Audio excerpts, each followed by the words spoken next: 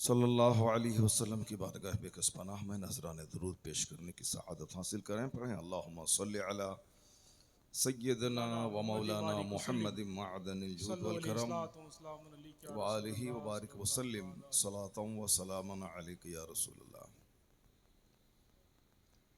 राजस्थान का शहर मकराना पूरी दुनिया में संग मरमर के लिए मशहूर है।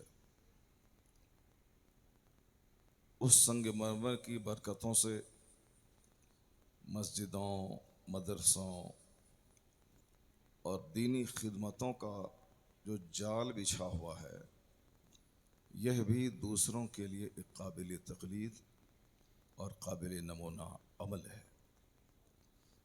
अक्सर व बेशतर लोग दौलतों की फरावानी में बहक जाते हैं। अक्सर व बेशतर लोग दुनियावी खुशहाली जहाँ आती है, जलसों जुलूस और मदरसों और मस्जिदों से दूर हो जाते हैं। लेकिन इस शहर ने दुनिया वालों को बता दिया है कि अल्लाह तबारक व तआला अगर माल दे और दौलत दे तो उसका इस्तेमाल दुनिया के लिए कम और जन्नत खरीदने के लिए ज़्यादा होना चाहिए। इस शहर की तारीफ मैं अक्सर बेशतर पूरे हिंदुस्तान में करता हूँ कि अगर शादी ब्याह में फजूल खर्ची से बचना हो तो नागौर ज़िला के अतराफ़ और जवानिब में मकराना है और दूसरे शहर हैं, वहाँ की खुशहाली और फिर वहाँ के लोगों का सुन्नत रसूल की तरफ झुकाव, उसको अपने लिए नमूना बनाना चाहिए।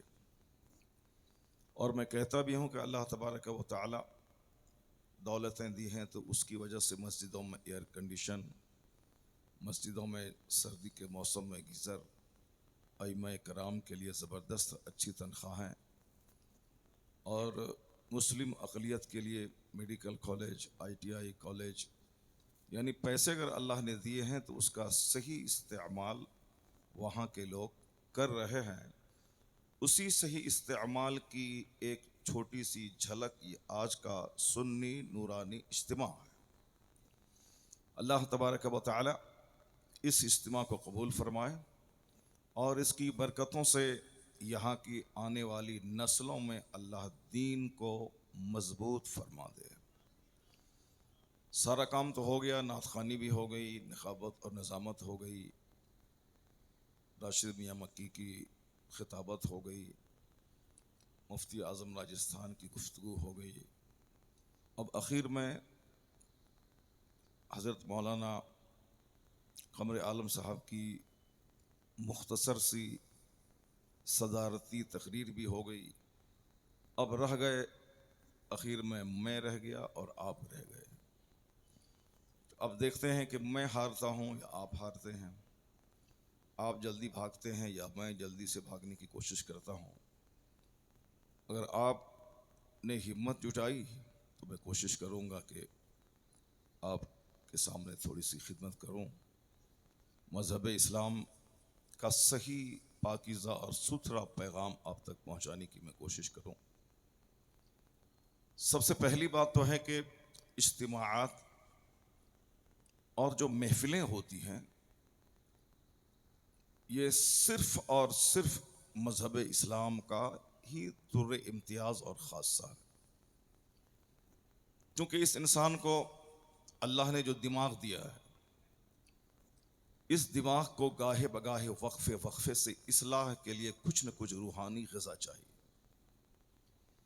अल्लाह ने जो दिल दिया है इंसान को, यह दिल एक हालत पर नहीं कायम रहता है। यह दिल हमेशा दिमाग की तरह उलटता पुलटता रहता है और महवे परवाज रहता है। अगर गंदी बात दिमाग में जम गई तो आदमी के लिए तबाही ही तबाही है। अगर अच्छी बात दिमाग में जम गई तो फिर वही जो शरारत का पुतला था उससे अच्छे कामों का सुदूर और ज़हूर होने लगता है। तो दिमाग में हमेशा अच्छी बातें आए, बुरी बातों को किनारा करते रहें, उसके लिए अपनी मेहनतों का दखल तो है ही, साथ ही साथ खारजी तौर पर वाज और नसीहत, बंद व मौइज़त और इफ़हाम व तफ़हीम का एक बड़ा रोल रहता है।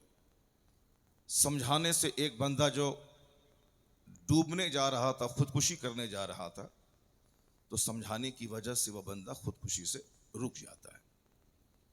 एक शख्स जो अपनी बीवी को तलाक देने जा रहा था, लेकिन रास्ते में किसी से मुलाकात हुई, उन्होंने उसे सब्र की तलकीन की, गुस्से पर कंट्रोल करने के लिए कहा, आने वाले मुस्तकबिल में इस तलाक के जो ख़तरनाक असरात मुरतब होंगे उससे बाखबर कराया। तो वह शख्स जो बिल्कुल तलाक बकने ही वाला था, समझाने से रुक गया।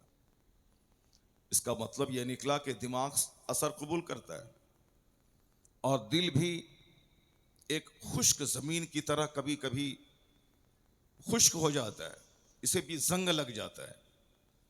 ऐसा नहीं कि मैं जान गया हूं, अब किसी नसीहत की कोई ज़रूरत नहीं है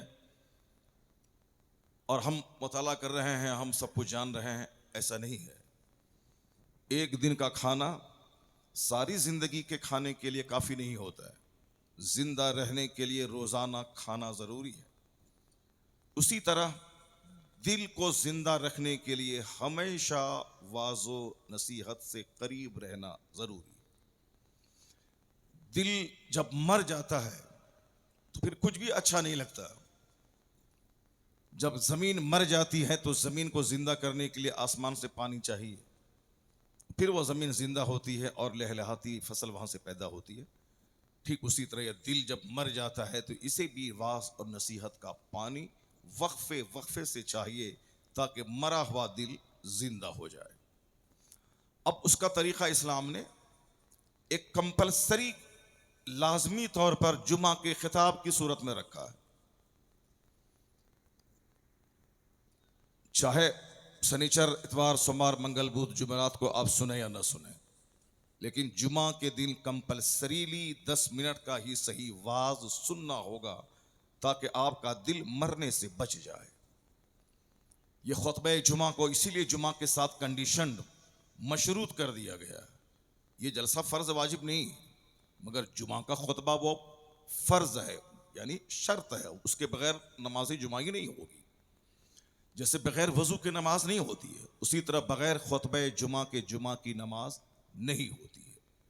तो जुमा की नमाज के साथ वाज को मशरूत कर दिया गया, ताकि खाही नखाही, विलिंगली या अनविलिंगली, कंपलसरीली एक जुमले का ही सही वाज, नसीहत, तकरीर, खुतबा सुनना ही है। उसके बगैर नमाजी जुमा ही नहीं होगी।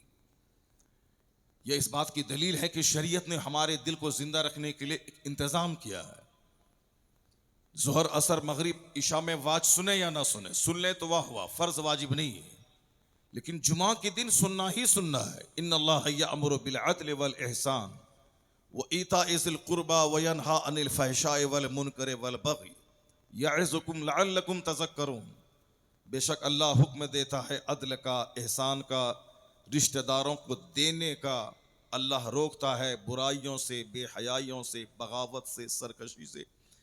इस ये आयत करीमा इतनी जामे आयत है कि मुफस्सिर फरमाते हैं कि कोई दूसरी आयत कुरान में नाजिल नहीं भी होती तो भी कुरान के नाजिल होने का जो मकसद है वो सारा मकसद इस आयत करीमा से पूरा हो गया होता। यानी इस्लाम जिन जिन चीज़ों का हुक्म देना चाहता है और जिन जिन चीज़ों से इस्लाम रोकना चाहता है, वह तमाम वर्चूज का जिक्र है और वह तमाम वाइसेज से रुकने का जिक्र है इस आयत करीमा में। इसलिए इस आयत को पढ़ने का मतलब यह हुआ कि कुरान पाक को सारे लोगों के सामने पढ़ दिया गया। अरब में, अजम में, हर जगहों पे इस आयत करीमा की तिलावत होती है। चूँकि आप अरबी नहीं जानते, जिसकी वजह से आप समझते एक रस्म है जिसको इमाम साहब अदा कर रहे हैं। और ये आयत करीमा जब खुतबे जुमा में पढ़ी जाती है तो जनरली सारे लोग ये समझते हैं कि अब खुतबा ख़त्म होने वाला है, वो आज़मो व अतमो व अहमो व अकबर कह के अब नमाज शुरू होने वाली है। हालांकि एक जामी आयत है जो हर जुमा के खुतबे में पढ़ के लोगों के ज़मीर को जगाने का काम किया जाता है। उसमें हिकमत यही है कि जिस वक्त हम वाज सुनते हैं तो दिल हमारा सॉफ्ट हो जाता है, दिल हमारा नर्म हो जाता है। अब हम आखरत रुखी जिंदगी गुजारने का फैसला करने लगते हैं कि नहीं, दुनिया बेकार है, एक पानी का बुलबुला है, आज है कल खत्म। चाहे सोने का घर क्यों नहीं बना लें, वो सोने का घर हमेशा तो रहेगा नहीं, या तो मैं नहीं रहूंगा या फिर घर जलजले में नहीं रहेगा। तो एक सब आर्जी टेम्पोररी फानी चीजें हैं, अब ज्यादा दिल इससे नहीं लगाना है। अब मुझे आखिरत की तैयारी करनी, हो सकता है कि अगला जुमा मुझको मिले ना मिले, उस जुमा से पहले पहले सच्ची तौबा करके मुझे कब्र में हश्र में जो नेकियां काम आएंगी उन नेकियों से अपने आप को सजाना है। एक तसव्वुर दिमाग में पैदा हो जाता है, चूंकि वाज का काम है जिससे आंखें भीग जाती हैं। तकरीर और खुतबे का असर है कि दिल नर्म और पसीज जाता है। कुरान करीम सुनने के बाद हार्ट से हार्ट आदमी का सीना भी नर्म हो जाता है।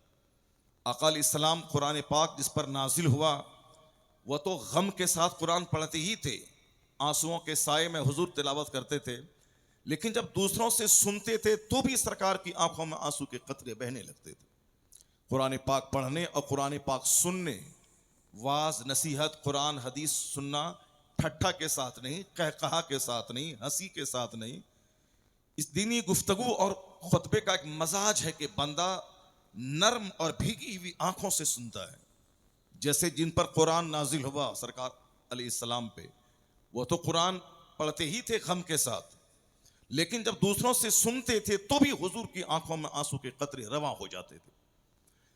अब्दुल्लाह इब्ने मसूद रज़ी अल्लाह ताला अन्हु से हुजूर फरमाते हैं कि तुम मुझे कुरान सुनाओ। कहा सरकार आप पे कुरान नाजिल हुआ, आप अल्लाह के महबूब हैं, आपने हम सबों से कहा कि अल्लाह का कलाम है, कुरान करीम है जो मुझ पर नाजिल हुआ है, आपसे बेहतर कौन पढ़ सकता है। तो हुजूर ने फरमाया कि हाँ मैं दूसरों से सुनना चाहता हूँ। अब्दुल्लाह इब्ने मसूद पढ़ने लगे। जब पढ़ने लगे, अब जाहिर सी बात है सरकार सुन रहे हैं, आका अलैहिस्सलाम जिनसे ईमान मिला, इस्लाम की नेमत मिली, वो सरकार सुन रहे हैं। तो अब्दुल्लाह इब्ने मसूद वजद में गर्क होके कुरान पाक पढ़ने लगे। और जब इस आयत पर पहुंचे वजीना बिका अला हाउलाई शहीदा, तो आपने इशारा करते हुए अब्दुल्लाह इब्ने मसूद को कहा कि बस करो, रुक जाओ। वह रुक गए, आंख बंद करके पढ़ रहे थे। वो जब सर उठा के देखा तिलावत खत्म करने के बाद, तो देखा कि हुजूर की आंखों से आंसू के कतरे रवा थे। सरकार दो जहां की आंखों में आंसू के कतरे थे, रो रहे थे। इसका मतलब यह निकला कि कुरान पाक अगर पाबंदी से बंदा सुनता है तो उसका सख्त दिल भी नर्म हो जाता है, आंखें आंसू बहाने लगती हैं। रमजान में भी कुरान पाक कोई रस्म के तौर पर, रस्म की अदायगी के तौर पर नहीं सुनना चाहिए, नहीं पढ़ना चाहिए, बल्कि अल्लाह के कलाम को अल्लाह का कलाम समझकर अदब और एहतराम के साथ, हुस्न और मलाल के साथ, गम के साथ पढ़ना भी चाहिए और गम के साथ सुनना भी चाहिए। उससे दिल नर्म होता है, रोंगटे खड़े होते हैं, आंख से आंसू के कतरे बहते हैं, बंदा गुनाहों से तौबा करके नेक बनने का अहदो पैमान करने लगता है। यह है कुरान पाक की आयतों की तिलावत करने का, सुनने का असर। जुमा के दिन इस आयत करीमा की तिलावत होती ताकि आज दिल जिंदा हो गया, लेकिन यह दिल असर कबूल करता है। मस्जिद से जैसे मैं बाहर निकलता हूँ, बाल बच्चों में रहता हूँ, दुकान पे बैठता हूँ, ये नसीहत का पानी थोड़ा सा कमजोर हो जाता है। जैसे एक दिन गुजरता है, दुनिया की बातें, दुनियादारों का चेहरा, गुलाब को देखता हूं तो दिल बाग बाग होता है, लेकिन कांटे को देखता हूं तो दिल में तकलीफ होती है। जब खुशगवार मनाजिर निगाहों के सामने आते हैं तो दिल मस्त हो जाता है, लेकिन कोई गमनाक सीन्स सामने आते हैं, सोरोफुल मिजरेबल कंडीशन, तो आदमी का दिल भी गमगीन और उदास हो जाता है। इसका मतलब है कि मैंने कांटा देखा ही तो था, उसका असर दिल में महसूस हुआ। मैंने एक रोने वाली खातून को बच्चों के साथ रोते हुए देखा ही तो था, उसका असर दिल में महसूस होता है। देखने का असर होता है। जैसे गुलाब देखा, उसका असर कुछ और है। गंदी चीजें, खिलासत का टुकड़ा देखा, खिलासत का ढेर देखा, उसका असर दिल पे और होता है। देखा ही तो था मगर असर कबूल करता है। ठीक उसी तरह आदमी कुछ भी कर ले, अगर वो किसी बेनमाजी का चेहरा देखता है तो उस बेनमाजी के चेहरे में जो जहरीला मवाद होता है उसकी वजह से दिल भी जख्मी होता है। शराबी चेहरे पे नजर पड़ी, दिल मखमूम होता है। किसी बदकार हरामखोर के चेहरे पे नजर पड़ी, उसका असर यहां होता है। बेनमाजी की आंखों में वो जहर होता है कि जिस पर्दे पे पड़े उस पर्दे को फाड़ देता है, वो असर होता है बेनमाजी के चेहरे में। काफिरों का चेहरा देखकर, दुनियादारों का चेहरा देखकर, तो आदमी मस्जिद में रहता है तो लगता है कि अब मैं दुनिया को तलाक दे दिया, अब दुनिया कुछ नहीं है। लेकिन जैसे ही मस्जिद से बाहर निकलता है, बेनमाजी का, शराबी का, सूदखोर का चेहरा जब देखता है तो वो नसीहत का पानी धीरे धीरे उतरने लगता है। अब जैसे पानी शनिचर के दिन थोड़ा उतरा, इतवार को थोड़ा उतरा, पीर के दिन थोड़ा सा उतरा, जो थोड़ा बाकी था मंगल को उतरा, जो थोड़ा बाकी था बुध के दिन उतरा, जो थोड़ा बाकी था जुमेरात को उतरा। जुमा आते आते फिर वो बंदा टाइट हो जाता है। नहीं, दुनिया में जीना है तो माल चाहिए, दुनिया में दूसरों का मुकाबला करना इज्जत चाहिए तो हमें माल चाहिए, और बगैर माल के समाज में इज्जत नहीं मिलेगी। नमाज से ही काम नहीं चलेगा, माल भी चाहिए। चाहे खरबों का माल कमाने वाला वो जलील और रुसवा हो के दुनिया से चला गया, कब्र की मिट्टी में सड़ गया, उनकी आने वाली नस्लें उनका नाम तक नहीं लिया, जिसने नमाज छोड़ दी बाल बच्चों की खातिर, जो झूठ बोलकर बेईमानी करके खरबों कमाया बाल बच्चों के लिए, उनका बच्चा उनकी कब्र पर नहीं जाता है, उनका बच्चा बाप का चर्चा तक नहीं करता। चर्चा करे तो किसका करे? अगर बाप ने दीन सिखाया है, बाप ने हक सिखाया है, बाप ने राइट वे दिखलाया है, तब नहीं दूसरों के सामने बोलेगा मेरे बाप तहज्जुद पढ़ते थे, मेरे बाप इशराक पढ़ते थे, मेरे बाप कुछ भी हो कड़ाके की सर्दी में नहा करके नमाज फजर अदा करते थे। चाहे हजार गम का माहौल हो या खुशी का माहौल हो, किसी हालत में वो सजदा नहीं छोड़ते थे। अगर बाप ने ये मिसाल छोड़ के बाप गए हैं तब बच्चा दूसरों के सामने पेश करेगा। लेकिन अगर बाप दिन में 100 सिगरेट पी के मरा है तो बच्चा दूसरों से बोलेगा मेरा बाप बहुत बड़ा सिगरेट पीने वाला था। अगर दिन में 100 पुड़िया खा के बाप मरा तो बच्चा बोलेगा दूसरों से मेरा बाप बहुत बड़ा पुड़िया खाने वाला था, जो साल दिन में 100 पुड़िया खा जाता था। मेरा बाप शराब के जाम छलकाता था, मेरा बाप दिन भर में 180 बार झूठ बोलता था। आखिर ये हमारी नस्लें हमको किस वजह से याद रखेंगी? मैंने उसके लिए कोई मॉडल अपने आप को बनाया कि मेरे मरने के बाद ये दूसरों के सामने मेरा चर्चा इस नहज से वो करे? अगर ऐसा नहीं हुआ तो समझ लीजिए कि मर गया मरदूद फातिहा न दरूद। उनका बच्चा तो दूसरे ही दिन से दौलत के बंटवारे में लगेगा। तबाह हो बर्बाद हो गए वह जो नमाज छोड़ दी बच्चों को घर बना देने के लिए। बर्बाद हो गया वह जो बच्चों की खातिर रमजान में जी भर के तरावी की नमाज अदा नहीं की। तबाह हो गया वह जो अपनी बेटी की शादी में 10 करोड़ रुपए खर्च करने के लिए वह दिन भर रात दिन माइंस में पड़ा रहा। बर्बाद हो गया वह जो जी भर के तिलावत मस्जिद में नहीं करी, मर गया।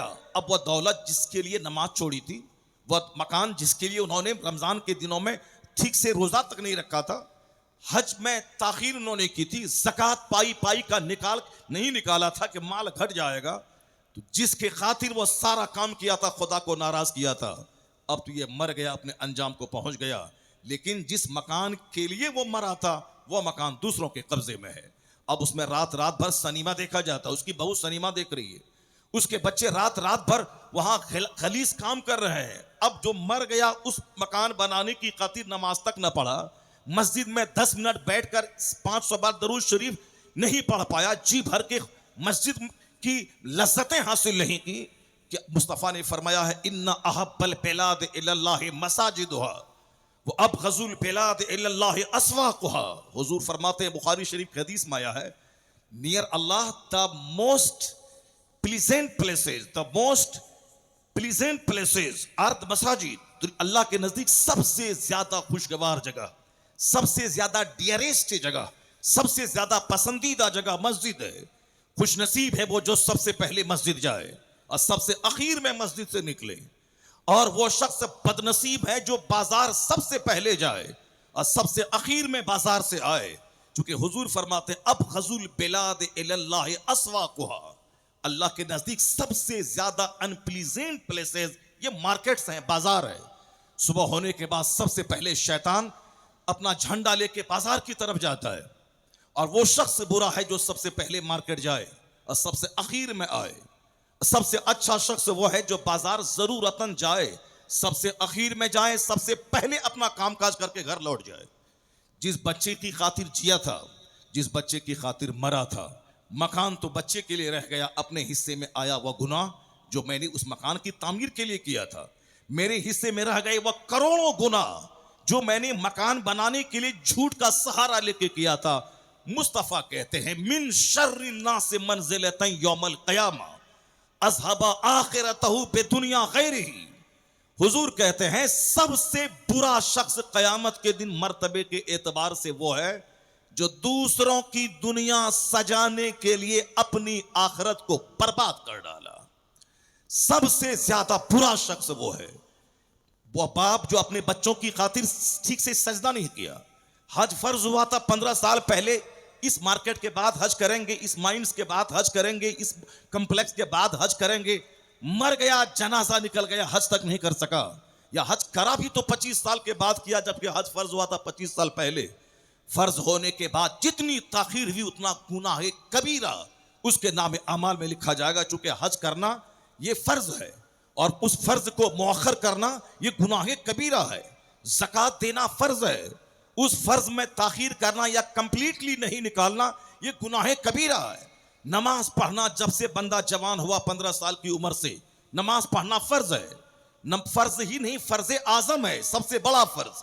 और नमाज छोड़ना गुनाह आजम है, सबसे बड़ा गुनाह। इस माना करके शराबी अगर 10 साल शराब पिए, सच्ची तौबा कर ले, रोए धोए, उसके बाद शराब का मुंह तक नहीं देखे, मुमकिन है कि अल्लाह रब्बुल इज्जत उसे माफ कर दे।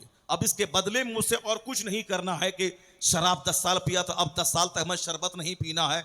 नहीं, सच्ची तौबा हुई, अल्लाह ने कबूल किया, गुनाहों को माफ कर देगा। लेकिन किसी पर नमाज फर्ज हुई 15 साल में, वह नमाज शुरू करता है 25 साल में, 50 हज भी क्यों ना कर ले, उसे यह 10 साल की नमाज बतौर कज़ा पढ़ना होगा।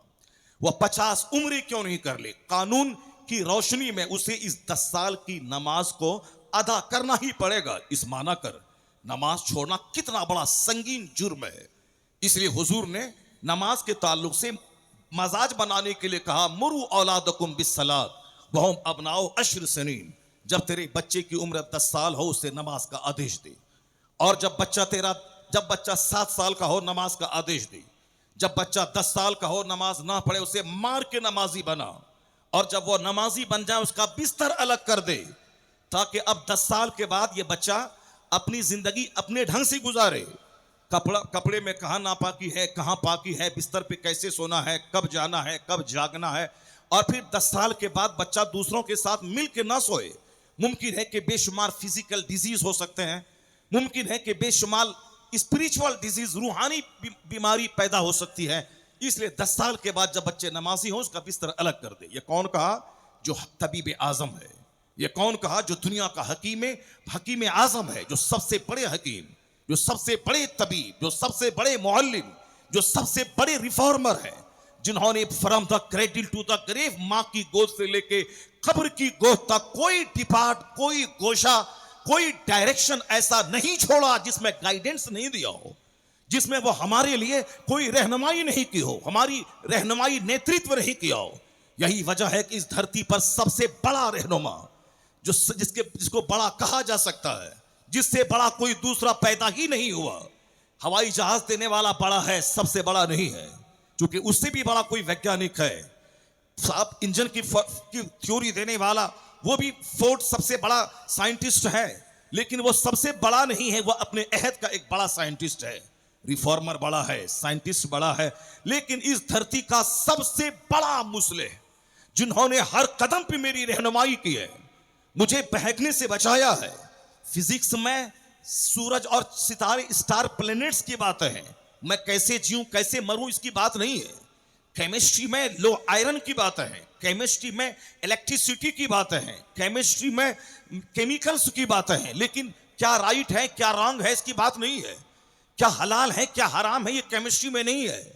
मैं किससे किस तरह का सलूक करूं, किससे किस तरह से डील करूं, ये बातें केमिस्ट्री में नहीं है। वो सिर्फ 2 रोटी कमाने के लिए उसमें केमिकल का फॉर्मूला तो है, ताकि मैं इंजीनियर बनूं और 8 घंटे ऑफिस में काम करूं और 1 लाख महाना कमाऊं और उससे 2 रोटी खरीद के खाऊं और छोटा सा घर बनाऊं, उसके बाद मर जाऊं। मैं डीएम बनूं या मंत्री बनूं, उस बस सिर्फ दुनिया कमाने का एक जरिया है वो। लेकिन फिजिक्स केमिस्ट्री बायोलॉजी में ये नहीं है कि क्या हलाल है क्या हराम है, क्या जायज है क्या नाजायज है, क्या लीगल है क्या इलीगल है, क्या करना है क्या नहीं करना है, क्या मबा है क्या क्या नाजायज है, क्या मुसिर है क्या मुफीद है, क्या किस कौन काम करने में मेरे लिए फायदामंद है और किस काम के करने में हमारे लिए नुकसान है। ये सारी वजाहतें न फिजिक्स में है, न केमिस्ट्री में है, न बायोलॉजी में है, न एस्ट्रोलॉजी में है, न एस्ट्रोनॉमी में है, न मैथमेटिक्स में है, न ज्योग्राफी में है, न हिस्ट्री में है। ये सारी बातें जीने का सलीका, जीवन पद्धति, स्टाइल ऑफ लाइफ, हमारे लिए गाइडेंस का नूर अगर कहीं है तो वो मुस्तफा जाने रहमत की हदीस में मौजूद है। इसलिए न कोई थिंकर बड़ा है, न कोई प्रोफेसर बड़ा, न कोई राइटर बड़ा है, न कोई दूसरा पोएट बड़ा।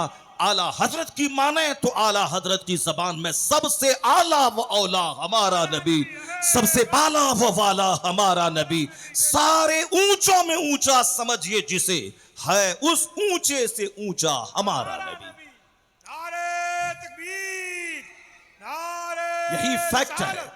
यही फैक्ट है, यही सच्चाई है, यही वास्तविकता है। कोई हजार नाचे कूदे गाए, उससे कुछ नहीं हो सकता है। कोई बोले सूरज नहीं है तो उससे डिबेट करना बेकार है। जो बोले कभी रात है दिन नहीं निकलेगा, उस खबीस मरदूद जाहिल से बात करने का मतलब है अपना दिमाग खपाना, अपने आप को जानवर बना देना। जो आंख बंद करके मुझसे सवाल करे भी रात नहीं है, उसका क्या जवाब देंगे आप? हाथ कंगन को आरसी किया है, जब रात है वो कहता है नहीं है, तो फिर उससे बात करना इसका मतलब है अपने आप को पागल बना देना है। बात उससे की जाती है जो समझना चाहता है, बात उससे की जाती है जो दिल और दिमाग के साथ मेरी बात सुनना चाहता है। अब अंधों का वक्त है, अंधे देखना नहीं चाहते साहब, दिल के अंधे सुनना नहीं चाहते। अमेरिका से लेके हिंदुस्तान तक हर घर में इस तरह के अंधों की एक बड़ी जमात मौजूद है जो न वाज सुनना चाहते, न खिताब सुनना चाहते, न नसीहत सुनना चाहते, न साहब हमारी दलील सुनना चाहते हैं। बस दिमाग में जो बात सेट हो गई उसी को जबान से अदा कर दिया, चाहे वह बात पाखाना से ज्यादा बदबूदार क्यों ना हो, बोल दिया। मुस्तफा के खिलाफ जबान में बात आई, बोल दिया। कुरान के खिलाफ कोई बात जबान में आई, बोल दिया। वो जिसे कायदे से हिंदी नहीं आते हो, जिसे कायदे से अंग्रेजी नहीं आते हो, जिसे कायदे से बोलने का सलीका तक ना हो, ये चला है दुनिया के सबसे बड़े मुसले, उससे उसके आंख लड़ाने, उनकी शान में गुस्ताखी करने चला है। कुरान करीम बंदे का कलाम नहीं, अल्लाह का कलाम है। जब अल्लाह का कलाम है तो किसी बंदे में ताकत है ही नहीं कि कुरान करीम की एक आयत का वह जवाब ला सके। जबकि कुरान करीम की जो जबान अरबी जबान है, इस दौर में तमाम जबानें दो ग्रुप में तकसीम हो गई। एक ओल्ड लैंग्वेज है, एक मॉडर्न लैंग्वेज है। हिंदी, पुरानी हिंदी, प्रेमचंद के जमाने की हिंदी और आज की हिंदी। अंग्रेजी शेक्सपियर और वर्ड्सवर्थ के जमाने की अंग्रेजी आप पढ़िए और आज की मॉडर्न इंग्लिश लिटरेचर पढ़िए, दोनों में जमीन आसमान का फर्क है। मीर अमन के जमाने की उर्दू आप पढ़िए और आज की जदीद उर्दू पढ़िए, दोनों में जमीन आसमान का फर्क है। कदीम अरबी जो आज से 100 साल पहले अरबी थी और आज की जदीद अरबी पढ़िए, दोनों में फर्क है। अगरचे सारी जबानें दो खेमों में पड़ गई, एंशिएंट और मॉडर्न, आधुनिक और प्राचीन, जदीद और कदीम खेमों में, लेकिन कुर्बान जाए अरबी जबान में कुरान नाजिल हुआ है। ये कुरान 1400 साल पहले नाजिल हुआ है। ये कुरान अल्लाह का कलाम है। आज 1400 साल के बाद भी हम लोग तो हिंदुस्तानी है, लेकिन जो लोग अरब ममालिक में पैदा हुए, जिनकी मदर टंग, मादरी जबान जिसकी अरबी है, वह लोग कहते हैं कि अरबी जबान दो ग्रुप में बट गई, जदीद और कदीम। लेकिन इन दोनों खेमों के बावजूद जब बंदा कुरान करीम का मुताला करता है और जब पढ़ता है तो कहता है कुरान करीम से बढ़कर जदीद जबान कोई महसूस ही नहीं होती है। ऐसा लगता है कि आज के तनाजुर में कुरान करीम नाजिल हुआ है, जबकि 1400 साल पहले की जबान है, कुरान पाक नाजिल हुआ है। कुरान पाक तो अल्लाह का कलाम है, वो तो हमें अजली और अबदी हमेशा से है, मगर नुज़ूल के एतबार से 1400 साल पहले, 1500 साल पहले, तो 1500 साल पहले न कॉलेज था, न यूनिवर्सिटी थी, न ऑब्जर्वेटरी थी, न तजर्बागाह थी, कुछ भी नहीं था। लेकिन आज के इस दौर में 1400 साल पहले नासिल होने वाला कुरान आज भी जब बंदा पढ़ता है, फल आदियात दबहन फल मूरियात कदहन फल मुगीरात सुबहन, जब असर न बही नक़अन फवसत न बही जमअन, जब इस तरह पढ़ता है तो एक ऐसी नगमगी का एहसास होता है जैसे हुस्न और नजाकत से धुली हुई जबान कुरान पाक की जबान है। इसका मुकाबला कोई नहीं कर सकता। चाहे कयामत तक के लिए कुरान ने चैलेंज किया है कि अगर तुम्हें डाउट है, शक है कुरान में, तो बहुत ज्यादा हाथ पैर मारने की जरूरत नहीं है, कुरान पाक की एक आयत का जवाब ले आओ। मुताला करो तुम। अमेरिका के सारे दानिश्वर मिलके, हिंदुस्तान के सारे इंजीनियर डॉक्टर मिलकर, पूरी दुनिया के सारे साहिबे जबान मिल जाए, साहिबे तर्ज अदीब इकट्ठा हो जाए और सब अरबी के बेपनाह जानकार 25 साल तक अरबी जबान पे मुकम्मल दस्तरस हासिल करें, उसके बाद सूरह इन्ना आते ना कल कौसर का जवाब ले आए, नहीं मिलेगा जवाब। इस बात की दलील है कि आदमी कमजोर पैदा हुआ है, आदमी के पेट में है 2 केजी पाखाना, ये अपनी हैसियत समझ ले कि मेरी औकात क्या है। आदमी पैदा हुआ है नापाक कतरे से, वो समझ ले कि इसकी हैसियत क्या है। आदमी माँ के शिकम में 9 महीना माँ का माहवारी खून पी के जिंदा रहा है, ये समझ ले इसकी हैसियत क्या है। माँ वो नापाक कतरा जो बाप की शर्मगाह से निकलकर माँ के बच्चा तानी में पहुंचा, उसी में नाक नक्शा बना के अल्लाह ने अजूबा इंसान पैदा किया। ये निकला भी है बाप की शर्मगाहों से और फिर माँ के पेट से निकलता भी है उसी नाजुक रास्ते से। तो जिसकी इब्तदा इतनी कमजोर है कि जिसका आगाज शर्मगाहों से गुजर, जिसका आगाज मां के पेट में माहवारी खून का खा के जिंदा रहना और जिसका अंजाम मिट्टी में मिल जाना, और जब तक दुनिया में रहे नींद की कमजोरी, जब तक दुनिया में रहे पेशाब पाखनी की कमजोरी, जब तक दुनिया में रहे बीमारी की कमजोरी, ये कमजोरी का पुतला इंसान ये पैदा करने वाले रहमान से मुकाबला कैसे कर सकता है। इसलिए इंसान जब भी घमंड इसको हो कि मैं बड़ा हो, वह कुरान पाक की इस आयत करीमा को पढ़ के वह जान ले कि मेरी हैसियत क्या है। इसलिए कुरान में दर्जनों जगहों पे आया है, ए इंसान, इस जमीन आसमान के पैदा करने का इनकार करने वाला, एक खुद अपनी पैदाइश का इनकार करने वाला कि दुनिया खुद से बनी है, खुद से खत्म हो जाएगी, जरा अपना नक्शा तो कभी नहीं देखा। सुथरा रहने वाला, डॉक्टर, इंजीनियर, प्रधानमंत्री बनने वाला, जब पाखाना लगता है तो तू वॉशरूम जाता है, अपना पाखाना खुद से धोता है। तू बड़ा बादशाह, 1000 बीघा जमीन का मालिक या 50,000 माइंस का मालिक, तू अरबपति है। ऐसा नहीं कि पाखाना साफ करने के लिए नौकर गुलाम को लेके तू बाथरूम जाएगा, सारे लोग पागल कहेंगे। तो 1 अरब रुपए का मालिक भी वो वॉशरूम में अपने हाथ से अपना पाखाना साफ करता है। ये इतनी बड़ी कमजोरी है कि जब तू दूसरों को गुर्बत की वजह से हकीर समझे, दूसरों को काले रंग की वजह से जलील समझे, दूसरों को गुर्बत की वजह से अपने पास बैठने नहीं दे, जो दूसरों का पाखाना घरों में साफ करता है उसे भंगी और मेहतर कहे, जिसे भंगी मेहतर कह के जिसके सामने खड़ा नहीं रहना चाहता, जिसके पहलू में बैठना नहीं चाहता, जरा वॉशरूम में वही काम जो भंगी करता है वही काम तू अरबपति होके अपना पाखाना साफ करता है। ये इतनी कमजोरी लगा दिया है ताकि बंदा जब लगे मैं सबसे बड़ा हूं, ये बाथरूम की सफाई को याद रखे और बोले कि मुझ में और मेहतर में क्या फर्क रह जाता है। सारा गुरूर टूट जाएगा, आजिजी और खाकसारी पैदा हो जाएगी।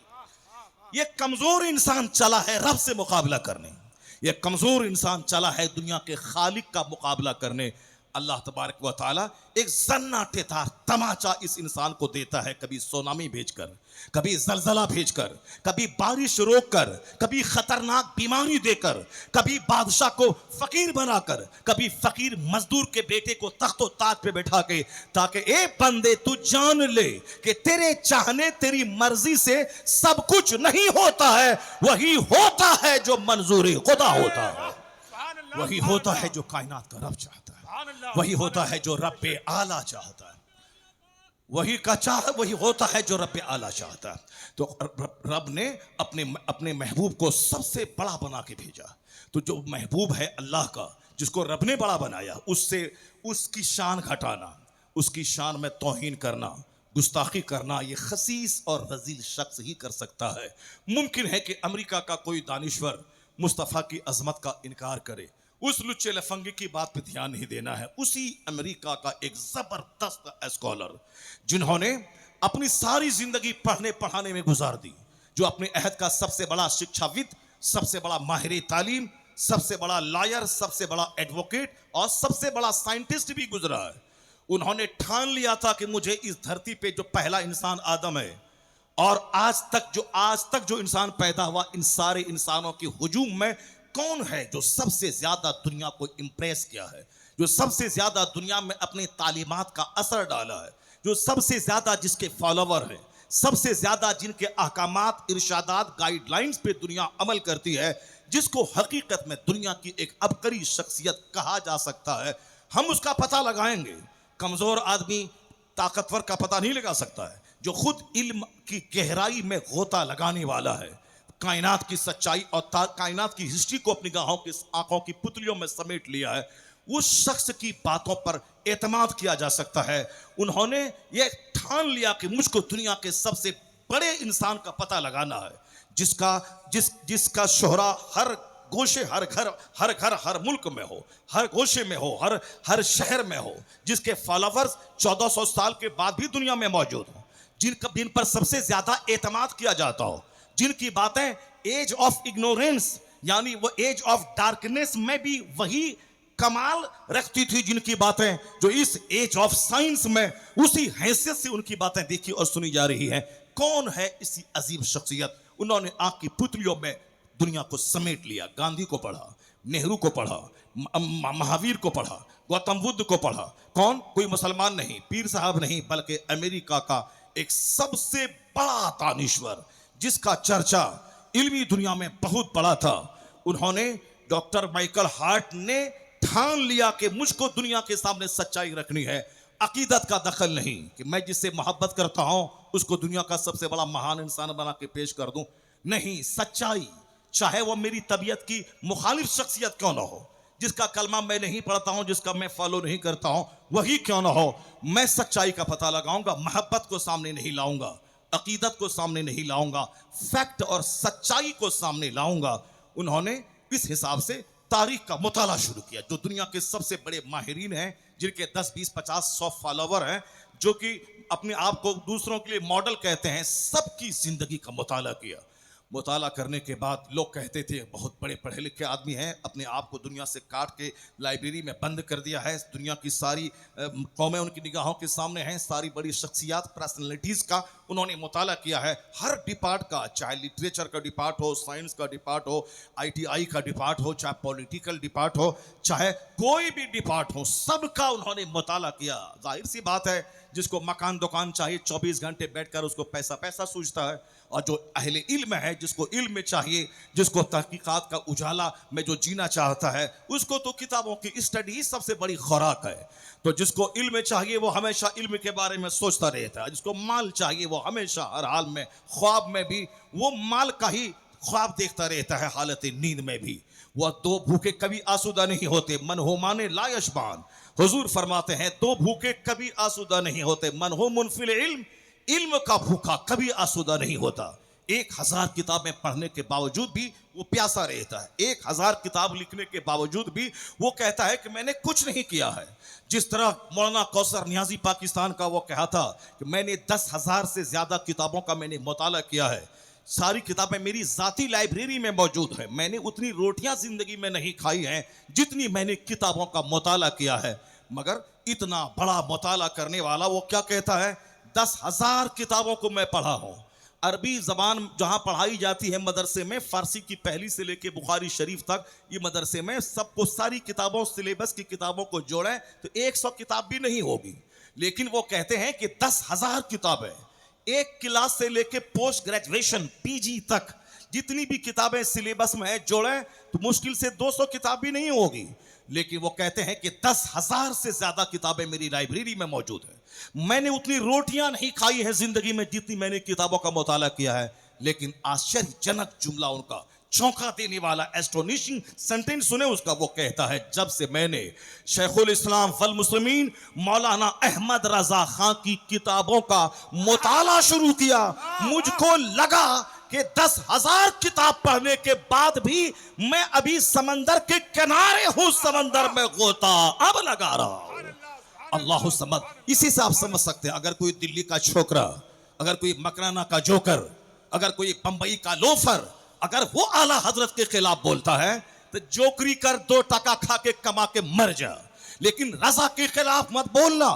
तुम्हारी तो कोई औकात नहीं है, लेकिन जो 10,000 किताबों का मुताला कर चुका है और जो पैदाइशी तौर पर सुन्नी बरेलवी नहीं बल्कि जमात इस्लामी का कैडर था, उसका स्टेटमेंट है कि 10,000 किताबों के पढ़ने के बाद भी जब मैंने फतवा रज़विया का मुताला शुरू किया, ऐसा लगा कि अब तक किनारे था, अब समंदरे इल्म में गोता लगा रहा हूं। जिंदाबाद जिंदाबाद। अब आप समझ सकते हैं, ये तो पढ़ने वाले, लिखने वाले, सोचने वाले, गौर करने वाले, जब तक अहले इल्म रोजाना एक चैप्टर नहीं पढ़ लेता है उसका मन ही नहीं लगता है, और जब तक दुनियादार 1 टाका डेली कमा नहीं ले उस वक्त तक उसको मन ही नहीं लगता है। मुस्तफा कहते हैं मन हूं माने ला यशबान, 2 भूखे 2 हंगरी कभी आसूदा नहीं होते। एक इल्म का भूखा और एक दौलत का भूखा वह कभी आसूदा नहीं होता। हुजूर कहते हैं लौ काना वादियान मिम्माल इब्न आदम, अगर आदम के बेटे को 2 जंगल भी सोने का माल से भरा हुआ मिल जाए,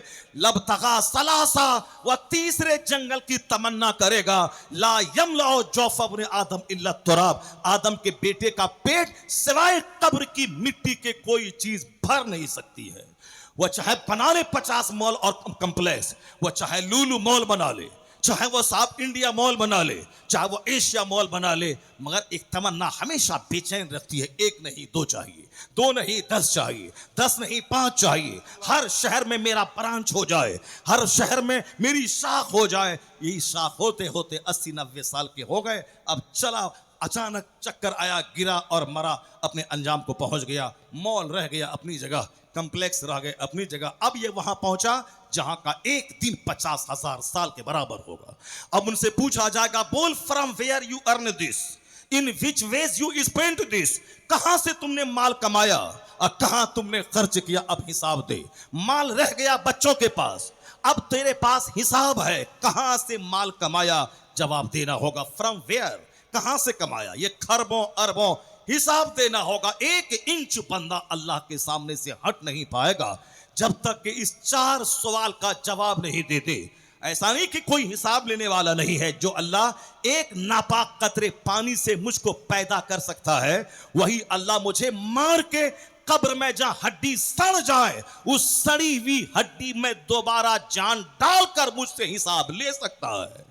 कुरान शरीफ में आया है कि जब तेरा पैदा करना मुश्किल दुनिया में था ही नहीं, जब तुझको मैंने पैदा कर दिया, अब तो तू है, अब तो तू मर गया। एक हड्डी में एक जौहर है जो कभी मरता नहीं, उसमें दोबारा जान पैदा करना तो अब आसान है। जब इब्तदान तुझको पैदा मैंने कर दिया तो दोबारा तुझे जिंदा करना कितना मुश्किल और महाल काम है हमारे लिए। अब तो मैं तुझसे पूछूंगा कि तुमने दुनिया में जिंदगी किस काम में गुजारी, तुमने माल कहां से कमाया, कहां खर्च किया। तुमको तो बोलना होगा अल्लाह की जमीन, अल्लाह का आसमान, अल्लाह की दी हुई हवा, तुमने यहां सांस जो लिया, ये बहुमूल्य जीवन 50 खरब रुपए खर्च करने के बाद भी आंख नहीं दोबारा मिल सकती अगर अल्लाह आंख की अंदर वाली रग को सुखा दे। मोतियाबिंद का झाला पड़ जाए तो ऑपरेशन किया, काला चश्मा पहना, बीनाई वापस आ गई। लेकिन जो असल में हकीकी जो रग है अंदर की, उस रग को अल्लाह सुखा दे, 50 खरब रुपए खर्च करने के बाद भी वो रग दोबारा जिंदा नहीं होगी, बीनाई वापस लौट के नहीं आ सकती है। वो खरबों रुपए से बड़ी चीज नेमत अल्लाह ने आंख दी है, इसका इस्तेमाल तुमने क्या किया, जबान का इस्तेमाल क्या हुआ, हाथ का इस्तेमाल कैसे किया, पेट में क्या डाला, पांव को कहां लेके चला, जबान से क्या बोला, आंख से क्या देखा, ये जिंदगी किस काम में गुजारी, जवाब देना होगा। तुमने जवानी, जो जवानी दीवानी कहते हो, वो जवानी कहां गुजारी। बचपन तो खेल तमाशा, बुढ़ापे में तो 1 दर्जन बीमारी, घुटने का दर्द, टखने का दर्द, सर में दर्द, मोतियाबिंद का ऑपरेशन, दांत उखड़ता, दर्द करता रहा, उखड़वाते रहे, दांत को भरवाते रहे, रोटी पेट में जा नहीं रही है, अगर चली भी जाए तो पच नहीं रही है। बुढ़ापा तो मुस्तकिल एक मर्ज है जो चाहता है कि बुढ़ापे में 1 करोड़ खर्च करके 35 साल की उम्र वाली डाइजेस्टिव सिस्टम, निज़ाम हजम को मैं ले आऊं, वो 35 साल वाला वो नहीं हो सकता। बुढ़ापा मुस्तकिल एक मर्ज है, सिवाय सब्र के और सिवाय हिकमत और तदबीर करे, मगर सिवाय सब्र के कोई रास्ता नहीं है। क्रीम पीरियड है जवानी का। क़यामत के दिन सवाल इसका होगा, इस जवानी का तुमने कैसे इस्तेमाल किया, तुमने जो कुछ जाना, जो कुछ सीखा, जो कुछ तुमको बताया गया, तुमने उस पर कितना अमल किया। 4 सवाल का जवाब जब तक बंदा देगा नहीं, अपनी जगह से 1 इंच हट नहीं पाएगा।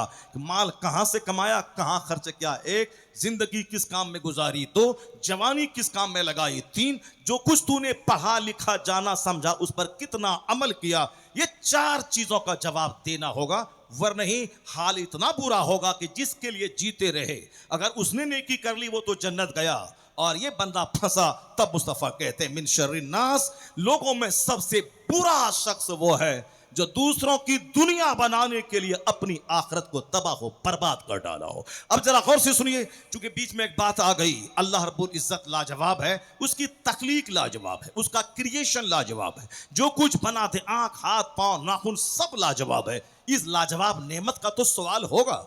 ऐसा नहीं कमाए खाए मर जाए कुछ होने वाला नहीं है, ऐसा नहीं है। दुनिया ही में जब अच्छों के लिए अच्छा इनाम है, बुरों के लिए उसकी सजा है, तो फिर आखिरत में तो हकीकी इनाम वहां है और हकीकी सजा वहां है। बड़े बड़े नवाब आए, बड़े बड़े जागीरदार आए, कोई उसको नाम लेने वाला नहीं है। अरबोंपति आए हिंदुस्तान में, कोई उसकी कब्र पे जाने वाला नहीं है। लेकिन सारी दुनिया को मालूम है कि एक फकीर ईरान में पैदा हुआ था। ईरान से चल के वह समरकंद और बुखारा में जाके 30 साल तक इल्म हासिल किया। मुर्शिद की खिदमत में 30 साल रहे। फिर हिंदुस्तान के शहर अजमेर आ गए। न जमीन खरीदी, न खूबसूरत मकान बनाया। एक तड़प थी कैसे लोग मुस्तफ़ा का कलमा पढ़ लें। रात भर सजदा है, कैसे लोग मुस्तफ़ा, कैसे मेरा खुदा राजी हो जाए। दिन भर तबलीग इस्लाम गालियां सुनकर पानी पे पहरा है, मगर फिर भी दिल बर्दाश्त नहीं है।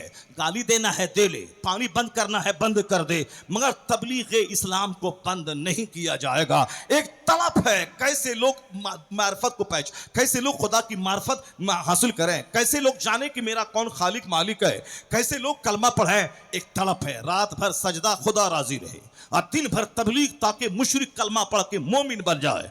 ना जमीन की परवाह है, ना मकान की परवाह है। 97 ईयर्स 97 साल की उम्र तक रहे इसी राजस्थान के शहर अजमेर में। ना जमीन खरीदी, ना मकान बनाया, ना बंगले का सपना। एक धुन है कैसे नबी का दीन आम हो जाए। पैदा होने वाला ईरान में पैदा हुआ और इल्म हासिल किया। कई ममालिक में घूम घूम कर 30 साल मुर्शिद का झोला ढोया।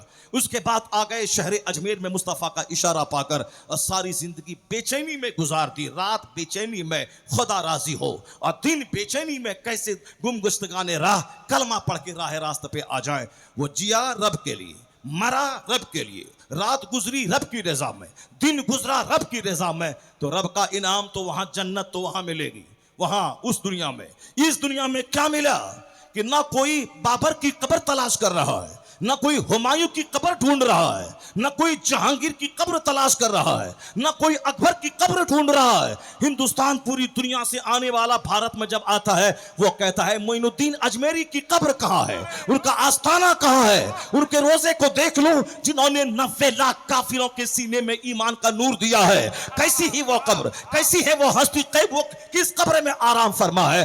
पता चला जो बादशाह हिंद कहलाते थे उनकी कब्र पे जानवर चल रहे हैं, वहां छिपकली है। लेकिन जो रब के लिए जिया, रब के लिए मरा, 800 साल से उनकी कब्र पे गुलाब चढ़ रहा है, वहां गुलाब छिड़का जा रहा है ताकि दुनिया जान ले a man who dedicates his life for the sake of Allah, Allah gives him name, Allah gives him fame, Allah gives him popularity। जो अपना जीवन खुदा के लिए समर्पित कर देता है, अल्लाह जन्नत वहां देता है, यहां मकबूलियत देता है, यहां शोहरत देता है, या उसे जमीन से उठा के शोहरत के आसमान पे पहुंचा देता है। नारे तकबीर, नारे रिसालत, नारे हैदरी, फैज़ाने गरीब नवाज, मसलके आला हजरत। यह है दुनिया का इनाम, यह है दुनिया का इनाम जो अल्लाह अपने महबूब बंदों को देता है। गरीब नवाज तो 800 साल पहले हिंदुस्तान आए, चलो सुल्तानुल हिंद है, वो ख्वाजा ख्वाजगान है। लेकिन अभी 100 साल पहले 1921 में एक बंदा पैदा हुआ शहर बरेली में। 14 साल की उम्र में आलिम बरहक बना। वह जागीरदार घराने में पैदा हुआ था। कई देहातों की जमीन जिसके बाप दादा को हिंदुस्तान की हुकूमत ने बतौर नजराना उनकी बहादुरी को देखकर बतौर जागीर दिया था। ये सारे गांव की जमीनें, इसकी ये जागीर ये तुम्हारे हवाले है। उसकी बहादुरी का इनाम उनको हिंदुस्तान की गवर्नमेंट ने दिया था। नाज़ो नैब से पलने वाला सिर्फ 2 घंटे सोता था। 14 साल की उम्र में आलिम बनने के बाद कलम की तलवार से हिंदू इस्लाम पे होने वाले सारे हमलों का जवाब उन्होंने दिया। अपनी सारी जिंदगी निचोड़ दी मुस्तहफ़्फ़ुज़े नामूस रिसालत की खातिर। हुजूर के इल्म गैब पे कोई हमला करेगा, फौरन वो अपनी सारी इल्मी एनर्जी निचोड़ के मुसलमानों को उससे बचने के लिए एक जबरदस्त तोहफा किताब की शक्ल में उन्होंने दे दी। मुस्तफ़ा की नूरानियत का इनकार किसी ने किया। आपका कलम वजद में आता था, दंदान शिकन जवाब उन जालिमों को देते थे। मुसलमानों के ईमान के तहफ़्फ़ुज़ का सामान वो करते थे। उतनी रोटियां नहीं खाई जितनी किताब उन्होंने जिंदगी में लिख डाली। अपनी जमीन की आमदनी से किताब छपा छपा के करोड़ों मुसलमानों तक पहुंचाने की कोशिश की। 100 साल पहले जिया रब के लिए, मरा रब के लिए। जमीन जायदाद की आमदनी, मदरसा मंजर इस्लाम की तामीर, किताबों की तबात, बच्चों को पढ़ाने लिखाने और हिंदुस्तान भर में मुनाजरा के लिए आलिमों की टीम भेजने मैं दीन की खिदमत में सर्फ कर दिया।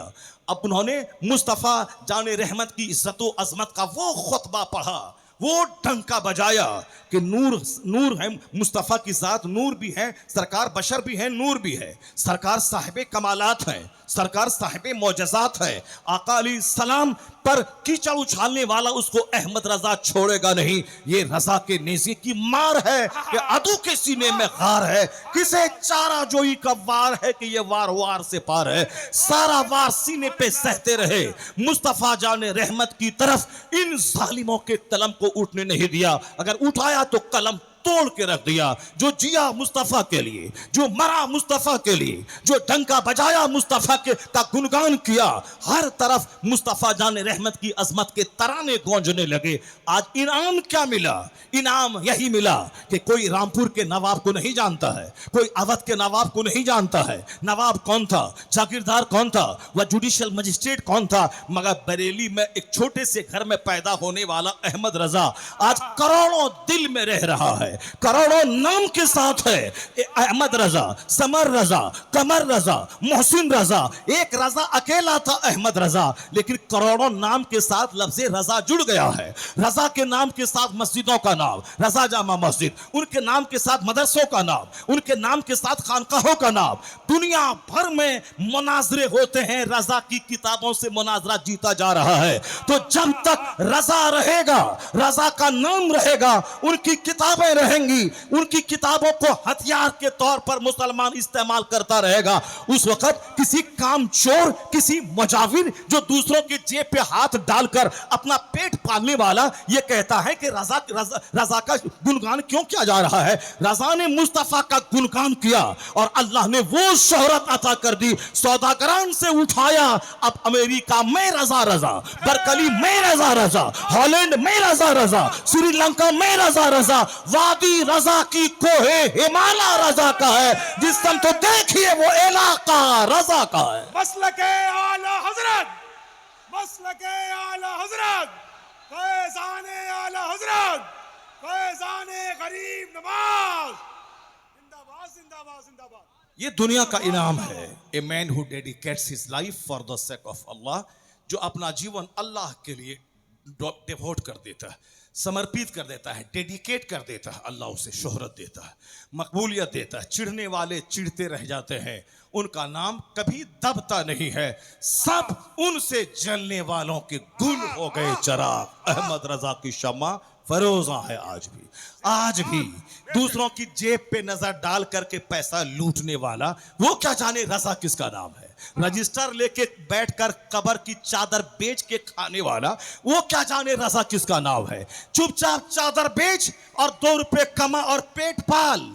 रजा के खिलाफ जबान मत खोलना, इसलिए कि रजा ने पेट नहीं पाला है, रजा ने उतनी रोटियां नहीं खाई हैं जितनी किताबें इस्लाम की हिफाजत के लिए लिख डाली है। और आज 100 साल के बाद भी उनकी किताबें अमेरिका से लेके ऑक्सफोर्ड के यूनिवर्सिटी तक हर जगहों पे अब उनकी शख्सियत पे तबसरा और रिसर्च करके PhD की डिग्रियां लोग हासिल कर रहे हैं। तो तू रोटी चबा और रजिस्टर लेके बैठ और चादर बेच, फूल बेच, पेट भर रजा के खिलाफ जबान मत खोलना। आज भी रजा का बेटा फूल नहीं बेचता है, रजा का बेटा चादर नहीं बेचता है, रजा का बेटा मुफ्ती आजम हिंद फतवा लिखता रहा, किताबें लिखता रहा, अमरे बिल मारूफ करता रहा। रजा का बेटा हुज्जतुल इस्लाम अमरे बिल मारूफ करता रहा, अमरे बिल मारूफ करता रहा, मुनाजरा करता रहा, दीन की सुरक्षा करता रहा। उनका बेटा मुफस्सिर आजम हिंद सारी जिंदगी मदरसा चलाता रहा, अमरे बिल मारूफ करता रहा, दीन की खिदमत करता रहा। उसका बेटा ताजुल शरिया अख्तर रजा 10 करोड़ मुरीदों का मुर्शिद चादर नहीं बेचा, फूल नहीं बेचा, किताबें लिखा, फतवा लिखा, अमरे बिल मारूफ किया, दीन का काम किया। आज भी उनका बेटा कायदे मिल्लत असद रजा खां वो फूल नहीं बेचता है, चादर नहीं बेचता है, अमरे बिल मारूफ करता है, मजहब इस्लाम की खिदमत करता है। जिंदाबाद जिंदाबाद जिंदाबाद जिंदाबाद। फूल बेचो, चादर बेचो, पेट पालो, हमें कोई शिकवा नहीं है, लेकिन उनके खिलाफ जबान मत खोलना जो कई करोड़ को अमरे बिल मारूफ करता हो, गुनाहों से रोकता हो, मदरसा चलाता हो, कई लाख मुसलमानों के बच्चों के आलिम हाफिज कारी बनने के लिए मदरसा चलाता हो। तो पेट पालने वाला और है, दुनिया मुसलमानों के लिए जीने वाला और है। तो पेट पालने वाले को उनका बेटा भी भूल जाता है, मगर जो दीन की खातिर जीता है अल्लाह ताला उसे शोहरत के आसमान पे पहुंचा देता है। जो दीन के खातिर जो जिएगा, यह है इज्जत, दीनी खिदमतों का इनाम। यहाँ जन्नत तो वहाँ है जिसका कोई मुकाबला ही नहीं है, जिसका कोई तस्वुर ही नहीं है। अब जरा गौर से सुनिए, लुच्चे लबरे हर दौर में रहे हैं, हर दौर में लोगों ने तरह तरह की बकवास की है कि कुरान के खिलाफ, इस्लाम के खिलाफ। कोई नई बात नहीं है कि अभी कुछ परेशान कर रहे, ऐसा वैसा कुछ नहीं है। इस अभी तो मेरा मुल्क हिंदुस्तान दूसरे ममालिक के एतबार से बहुत अच्छा है। भले 2-4 लोगों दिमाग खराब करें, उस 2-4 को नहीं देखना है। मैं जलसे कर रहा हूँ रात रात भर, मैं मस्जिदों में नमाज पढ़ रहा हूँ, अजान हो रही है, मदरसे कायम करें, लाखों मदरसे जिस मुल्क में हो। दुबई में ऐसा जलसा होता है? नहीं होता है। वहां इस तरह के उर्स आरास लगते हैं? नहीं लगते हैं, वहां नहीं लगते हैं। वहां पब्लिक प्लेस पे आप जलसा नहीं कर सकते हैं, आप मदरसा कायम नहीं कर सकते हैं। ये हमारा मुल्क है जिसमें आम मस्जिदें, हम आमतौर से रोजाना मस्जिदें बन रही हैं, रोजाना हजारों मदरसे कायम हो रहे हैं। एक मस्जिद गई तो क्या हुआ, करोड़ों मस्जिदें हिंदुस्तान की सरजमीन में मौजूद है। हमारा मुल्क हिंदुस्तान, इसके जर्रे जर्रे से हमको प्यार है। कोई लुच्चा लबरा से हमें सर्टिफिकेट नहीं लेना है कि हम हिंदुस्तानी हैं, हमको सर्टिफिकेट दे दे। तुम अपनी बात अपने पास रख, हम तो बाई बर्थ हिंदुस्तानी है, हमारे आबा अजदाद की कब्रें हिंदुस्तान में है। और तुम जैसी दलाली मैं नहीं करता कि अमेरिका गए घूम करके तो बोला अमेरिका की सड़क अच्छी है, वहां का व्हाइट हाउस अच्छा है। तुम्हारी तरह दलाली मैं नहीं करता कि सिंगापुर गए तो वहां से लौटे तो क्या हिंदुस्तान में सड़कें को मॉल है, वहां सिंगापुर में देखा रेलवे स्टेशन पे कालीन विषय है। तुम दलाली कर वहां से खा के आया और वहां की तारीफ कर, मगर मेरा आदमी अमेरिका से वापस आता है, श्रीलंका से और साहब मलेशिया सिंगापुर से आता है, नहीं बोलता है सिंगापुर अच्छा है, नहीं बोलता अमेरिका अच्छा है, बल्कि हम क्या कहते हैं, अमेरिका से अच्छा हिंदुस्तान हमारा, चाइना से अच्छा हिंदुस्तान हमारा, जापान से अच्छा हिंदुस्तान हमारा। मैं पाकिस्तान गया, सियालकोट अल्लामा डॉक्टर इकबाल के मोहल्ले मैंने खिताब किया, मगर मैंने वहां से आके नहीं बोला पाकिस्तान क्या अच्छा है, नहीं, मैंने बोला हिंदुस्तान पाकिस्तान से अच्छा है, हिंदुस्तान बांग्लादेश से अच्छा है, हिंदुस्तान। मैं दुबई गया, 11 से ज्यादा तकरीरें मेरी वहां हुई, मैं नहीं बोला कि दुबई का 160 मंजिला मकान बुर्ज खलीफा ये हिंदुस्तान से अच्छा है। हमारे हिंदुस्तान की सड़ी हुई सड़कें दुबई की सड़कों से बेहतर है। ये यानी अमेरिका से अच्छा हिंदुस्तान हमारा, जापान से अच्छा हिंदुस्तान हमारा, यानी इकबाल की जबान में इन सारे जहां से अच्छा हिंदुस्तान हमारा। हम बुलबुलें हैं इसकी ये गुलसिता हमारा। उसके बावजूद साहब हमसे सर्टिफिकेट लेते हैं। लुच्चे लफंगों की बात पे ध्यान नहीं देना है, सब्र और तहम्मुल से रहना है। ये लुच्चे लफंगे आज हैं, खत्म हो जाएंगे, हिंदुस्तान रहेगा। इसलिए ज्यादा परेशान होने की कोई जरूरत नहीं है। हमारे मुल्क की हुकूमत जिंदा, हमारे मुल्क की अदलिया जिंदा है, हमारे मुल्क के अच्छे दानिश्वर जिंदा हैं, हमारे मुल्क में बड़े अच्छे पढ़े लिखे लोग मौजूद हैं। ये दिल्ली में 2 टका कमाने वाला मुसलमान को गाली देकर, वो पेट भरने वाला 2 रुपया कमा के दुनिया के 2 सिक्के चाटने वाला वाला, ये क्या जाने मुस्तफ़ा कौन है। इसी हिंदुस्तान में एक बहुत बड़े दानिश्वर हैं ब्राह्मण डॉक्टर रामकृष्ण राव, उसने हमारे मुस्तफ़ा की तारीफ में जो लिखा, ये लुच्चे लफंगे देख कितना ऊंचा कद उसका है। मैसूर यूनिवर्सिटी का प्रोफेसर है, बहुत बड़ा पढ़ा लिखा आदमी है, वो बाई बर्थ हिंदू है, लेकिन जब मुस्तफ़ा की जिंदगी, उनके कारनामों का जब मुताला स्टडी किया कि किताब आज तक छप रही है और हर बड़े बुक स्टॉल पे दस्तयाब है, Muhammad the prophet of Islam, doctor Ramakrishna Rao, वो क्या लिखता है, ये लुच्चे लबरे के पास कोई हुनर तो है नहीं कि 2 घंटा खिताब करे, इनके पास कोई हुनर तो है नहीं कि स्कूल में बैठ के पढ़ाए, वरना वो प्रोफेसर होता, साइंटिस्ट होता, इंजीनियर होता, कुछ भी नहीं है, बस घंटा बजाना है, मुसलमानों को गाली देना है और 2 टका कमा के पेट भरना है, एसी वाली कार, एसी वाले बंगले में रहना है। तो वो गाली दे करके एसी में रहता है, तो गाली कभी छोड़ सकता है वो, क्योंकि गाली देने से ही उसका पेट भर रहा है, तो उसकी बात पे ध्यान नहीं देना। बात है रामकृष्ण राव की, जिसकी किताब हर बड़े बुक स्टॉल पे दस्तयाब है। वो रामकृष्ण राव क्या लिखता है, जरा गौर से सुने। वो कहता है, the personality of Muhammad, it is most difficult to get into the whole truth of it. Only a glimpse of it I can catch. What a dramatic succession of these picturesque scenes. वो कहते हैं, this is Muhammad the prophet, Muhammad the warrior, Muhammad the statesman, Muhammad the orator, Muhammad the refuser of orphans, protector of slaves, emancipator of women, all these magnificent roles in these departments of human activities. He is alike a hero. मैं उनकी बात मानूं कि पाखंडी की बात मानूं? रामकृष्ण राव कहता है, इस्लाम के पैगंबर की शख्सियत की तह में उतरना बहुत मुश्किल है। मैं जब उनकी जिंदगी का मुताला करता हूं, उनकी जिंदगी के कमालात का चैप्टर जब सामने आता है, एक को पढ़ता हूं, वो खत्म नहीं होने पाता, उनके कमाल का दूसरा चैप्टर सामने आ जाता है। मैं उसका मुताला करता हूं, वो खत्म नहीं होने पाता, उनके औसाफ क्वालिटीज का तीसरा बाब सामने आता है। वह कहती है, मुस्तफ़ा है, जाहिद है मुस्तफ़ा, खतीब है मुस्तफ़ा, मुअल्लिम है मुस्तफ़ा, जज है मुस्तफ़ा, बेहतरीन ताजिर है मुस्तफ़ा, औरतों की आबरू के मुहाफिज है मुस्तफ़ा, यतीमों की पनाहगाह है मुस्तफ़ा, बेवाओं के रक्षक है मुस्तफ़ा, औरतों को सम्मान देने वाले हैं Mustafa. All these magnificent roles, ये तमाम शानदार कारनामा इंसानी जिंदगी के हर क्षेत्र में जो उन्होंने अंजाम दिया है, उसको देखकर ये कहा जा सकता है, इस धरती का अबकरी इंसान लाजवाब है तो कोई मोहम्मद मुस्तफा। क्या कहा उस ब्राह्मण ने, हम उसकी बात माने कि लुच्चे लबरे की बात माने? खबरदार, कभी मायूस नहीं होना है। फिलिस्तीन की औरतों से सबक हासिल करना है कि 70 साल से उनके बच्चे शहीद हो रहे हैं, लेकिन वह फिलिस्तीन छोड़ के इराक शाम में नहीं जाना चाहती है, इसलिए कि ये नबियों की ज़मीन, ये रसूलों की ज़मीन, इमामुल अंबिया की इमामत की ज़मीन, इसी आस में जी रही है कि हमारे हज़ारों बच्चे शहीद हो गए, मगर आज नहीं तो कल उन शहीदों का खून रंग लाएगा, ऐसा रंग लाएगा कि कोई सलाहुद्दीन जन्म यहूदी खदेड़ के भगाया जाएगा, किबले अव्वल आजाद हो जाएगा। ये उनकी हिम्मत, उनके हौसलों को मैं सलाम करता हूं, जो वहां बम खाने के बावजूद नबियों रसूलों की जमीन को छोड़ना नहीं चाहती है। अल्लाह है, अल्लाह सारी कायनात का खालिक है, वही कायनात का मालिक है, वही दुनिया चलाता है। हमें सिर्फ अपने काम पे नजर रखनी चाहिए। वमा खलक़तुल जिन्न वल इंसा इल्ला लियअबुदून, अल्लाह कहता है कि हमने तुझे इबादत के लिए पैदा किया है। राजनीति मत करो, इबादत करो, ज्यादा इधर उधर बौखने की नहीं जरूरत है। इबादत मेरा मकसद है। हमारी नजर नमाज पे रहे, हमारी नजर रोजे पे रहे, हमारी नजर हज्जो ज़कात पे रहे, हमारी नज़र आदत व अतवार पर रहे, हमारी नज़र अखलाक और किरदार पर रहे, हमारी नज़र आने वाली नस्लों के ईमान और अच्छे अमाल पर रहे, हमारी नज़र के कल अगर मर गया फजर की नमाज के बाद मस्जिद से मेरी मौत का ऐलान हुआ तो मेरा क्या होगा। हमारा काम इस आयते करीमा की तामील करना, इस पर अमल करना कि मैं इबादत करूं।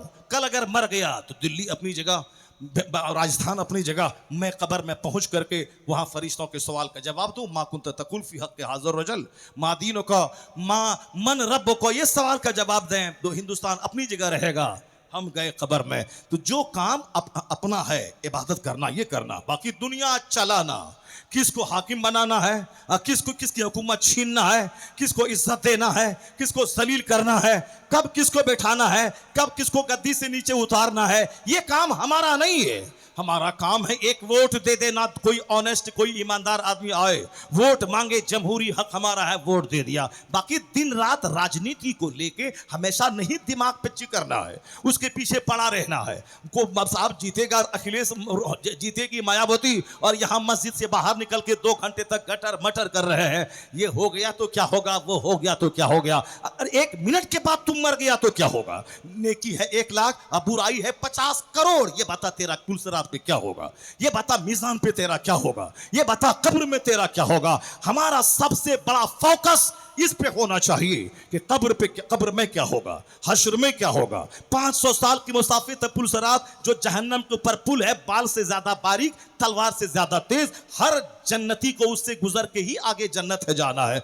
वह रास्ते में कोई 10 कदम चल के जहन्नम में गिर जाएगा, कोई 100 कदम चल के गिरेगा। वहां मेरा क्या होगा। 500 साल दुनिया में तो 70-80 साल जिए मर गए, वहां 500 साल कैसे हम जिएंगे। नजर फोकस रहे किस पर, आखिरत पे। फोकस रहे किस पर, जन्नत पे। फोकस रहे किस पर, नमाज़े पंजगाना पे। बाकी राजनीति नहीं करना है, झोला नहीं ढोना है। एक वोट ऑनेस्ट ईमानदार कैंडिडेट को दे देना है। अपने बच्चों को डॉक्टर बनाए, अपने बच्चों को इंजीनियर बनाए, मगर ऐसा डॉक्टर नहीं जो डॉक्टर बनने के बाद 2 पैसा कमाने के चक्कर में इस्लाम छोड़ दे। ऐसा इंजीनियर नहीं जो 2 टका कमाने के चक्कर में किसी लड़की का चेहरा देखे उसके कदमों पे अपना ईमान बेच डाले। जो लड़की का हुस्न जिसके ईमान को खरीद ले, नौकरी जिसके ईमान को बेच डाले।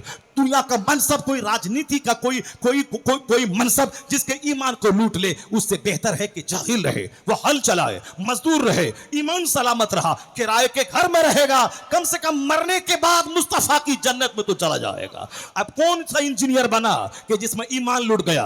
कौन सी ऐसी इंजीनियर बनवाया बेटी को जो दूसरों का चेहरा देख के अपना ईमान बेच डाली। उससे बेहतर था कि घर में रहती, बाहर शरीयत पढ़ती और मर जाती, कम से कम कनीज़े फातिमा बन के जन्नत जाने का हकदार तो हो जाती।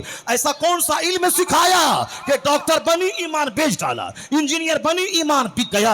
डॉक्टर इंजीनियर बनाओ, ईमान बचा के उसकी गुट्टी में ईमान पिला दे, ताकि दुनिया की कोई नौकरी उसके ईमान को लूटने नहीं पाए। अगर कोई बोले कि ताही मुंडा तब गवर्नमेंट का जॉब मिलेगा, या बोले कि मैं रेडी चलाकर 10 रुपए कमा के खा लूंगा, मर जाऊंगा, मगर ईमान का सौदा करके, सुन्नत रसूल का कत्ल करके मैं नौकरी नहीं करूंगा। अगर हमारी बेटी की गुट्टी में इस्लाम पिला दिया, अगर कोई खूबसूरत चेहरा वाला उसको हुस्न दिखा के उसके ईमान को लूट के अगर बोला कि मैं 2 लाख महीना कमाता हूं, आ जाओ मुझसे, आ जाओ, अपना मजहब छोड़ के मेरे पास आ जाओ। ये हमारी कई लाख बेटियां जो गैरों के साथ चली गई, इसीलिए चली गई कि उनके बाप ने कहा कि इंजीनियर बनेंगी, डॉक्टर बनेंगी, पैसा कमाएंगी, खाएंगी पिएंगी, अच्छा रिश्ता मिलेगा। बाप ने नहीं बताया कि मरना है, कब्र में जाना है, हिसाब किताब देना है, मुस्तफा को मुंह दिखाना है, अल्लाह रब्बुल इज्जत के दरबार में हाजिर होना है।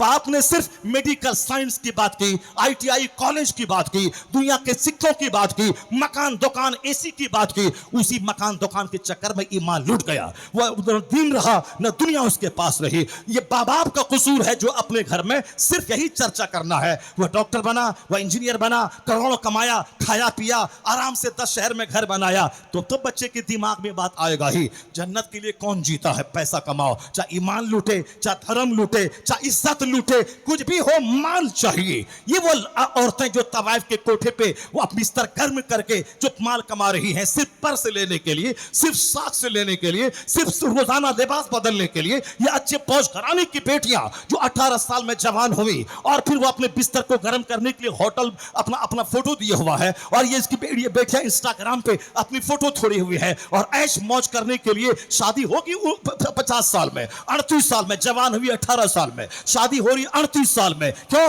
नौकरी मिलेगी या नौकरी वाला दूल्हा मिलेगा तब शादी करेंगे। तो अब वह नौकरी वाले के चक्कर में 20 साल हो गए, 38 साल की हो गई। फिर क्या हुआ?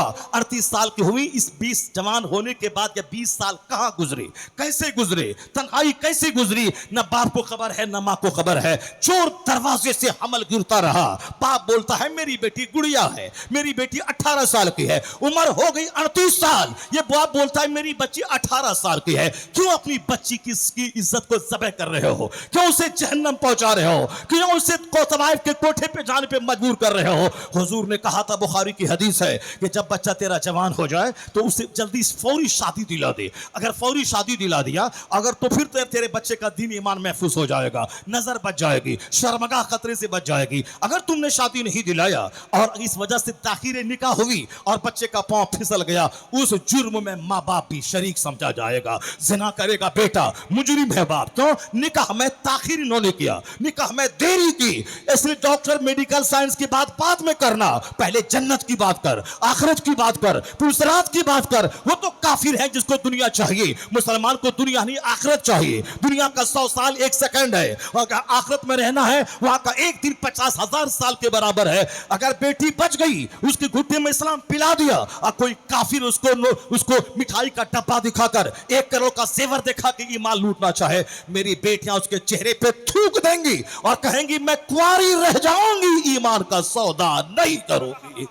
ये बातें बोलने के लिए उसकी प्रैक्टिस जरूरी है, मेहनत जरूरी। हर माँ बाप पे लाजिम है कि बच्चों की घुट्टी में सबसे पहले ईमान पिलाए, इस्लाम पिलाए। आने वाले वक्त में जब हालात खराब हो जाएंगे तो आदमी सुबह मुसलमान रहेगा, शाम काफिर हो जाएगा, रात मुसलमान रहेगा, दिन काफिर हो जाएगा। जिसको गैरतमंद जो जिंदा रहेगा वो कब्रिस्तान दौड़ के तमन्ना करेंगे कि काश मैं मर गया होता ताकि यह दिन मुझको देखने को नहीं मिलता। हालांकि मरने की तमन्ना कोई नहीं करता है, लेकिन हालात इतने कॉम्प्लिकेटेड हो जाएंगे, इस कदर फितने फैल जाएंगे कि अब साहब किसका साथ दें, इसके साथ जाएं तो ईमान खत्म, उसके साथ जाएं तो ईमान खत्म। लोग तमन्ना करेंगे कि काश मैं मर गया होता, कब्र में चला गया होता। यह सरकार की हदीस है।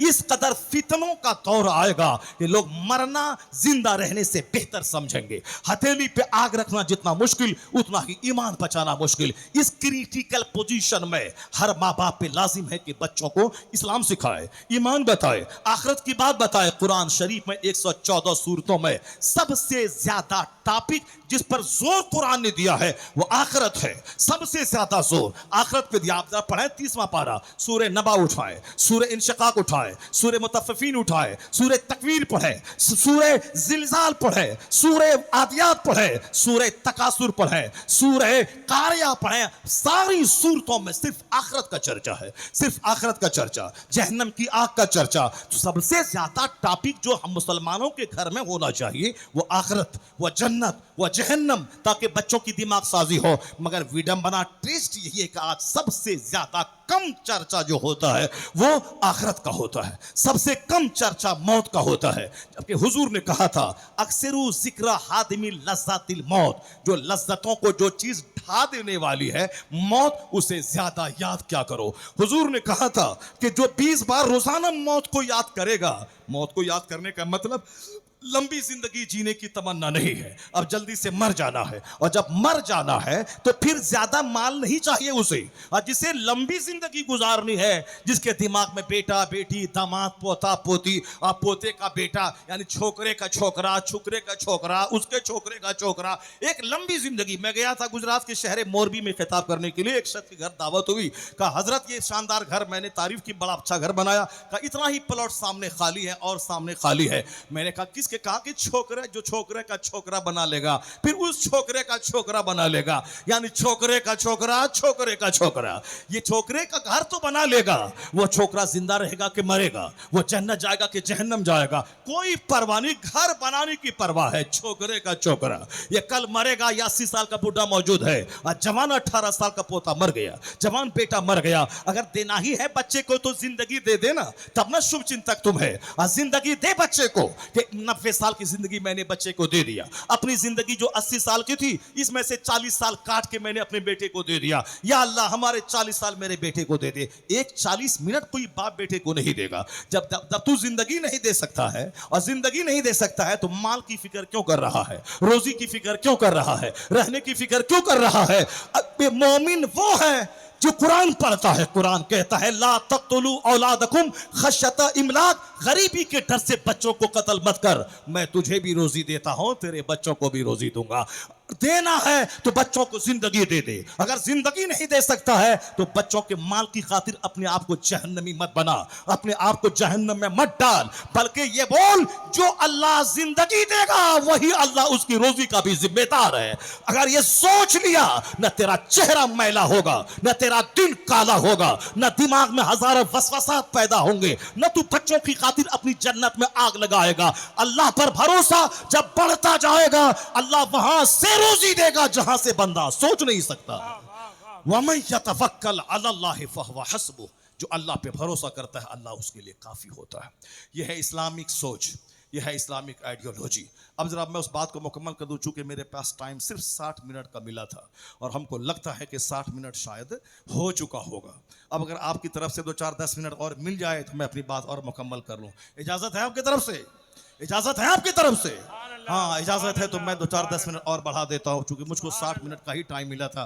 जो मुझको लिस्ट दिया गया था वो 60 मिनट का ही था। 60 मिनट मेरे ख्याल से हो चुका होगा। अब तब टाइम आपने कुछ दे दिया है, जरा दिन और थोड़ा कुछ सीख लिया जाए। जो सबक आपको याद है उसी को दोबारा रिमाइंड कर दिया जाए, आपको याद दिला दिया जाए। चूँकि जुमा का खुतबा हमें हमारे दिल को मरने से बचाता है कि जहाँ जुमेरात आते आते दिल की खेती सूख गई, अगले जुमा को फिर नसीहत का पानी चढ़ा दिया जाए ताकि दिल दोबारा जिंदा हो जाए, ताकि दिल मरने से बच जाए। यही है हिकमत जुमा के खिताब की, यही है हिकमत ईदैन के लंबे खुतबे की, यही है हिकमत निकाह के खुतबे की। निकाह में निकाह चुपके नहीं 5 आदमी के बीच में होता है, इसीलिए शरीयत ने एहतमाम का जहाँ 5 लोग रहें वहाँ तकरीर होनी चाहिए। ईदैन में बड़ी जमात है, नमाज के बाद लंबी तकरीर होनी चाहिए ताकि 365 दिन उस तकरीर का असर रहे। जुमा की नमाज चूंकि खुतबा के बाद है इसीलिए खुतबा शॉर्ट होना चाहिए, नमाज लंबी होनी चाहिए। मगर शॉर्ट खुतबा भी लाजिम है, सुनना जरूरी है। उस वक्त में न बदन को हरकत दे न जबान से कुछ बोले। यह है वाज का एहतराम, यह है तकरीर का एहतराम। तो हमारे यहाँ जुमा का खुतबा, ईदैन का खुतबा, सीरत की महफिलों का खुतबा, दस्तारबंदी के जलसे का खुतबा, सालाना कॉन्फ्रेंस में खुतबा, खुतबा खुतबा खुतबा यानी तकरीर, वाज़ो नसीहत। उसका असर यह हुआ कि आज हमारे नज़दीक दूसरी कौमों के मुकाबले में आखिरत की फिक्र हमें उनके मुकाबले में ज़्यादा है, और आज हमारे बच्चे उनके मुकाबले में ज़्यादा फहश बच्चे कम है, उनके मुकाबले में चोरी डकैती का माहौल भी कम है। इसलिए कि यहाँ जुमा का खुतबा है, ईदैन का खुतबा है, खुतबा-ए निकाह है, सीरत के जलसों का वाज है। इसे बोझ मत समझिए। अगर आपने नहीं माना तो इसका मतलब ये नहीं कि लोगों ने नहीं माना।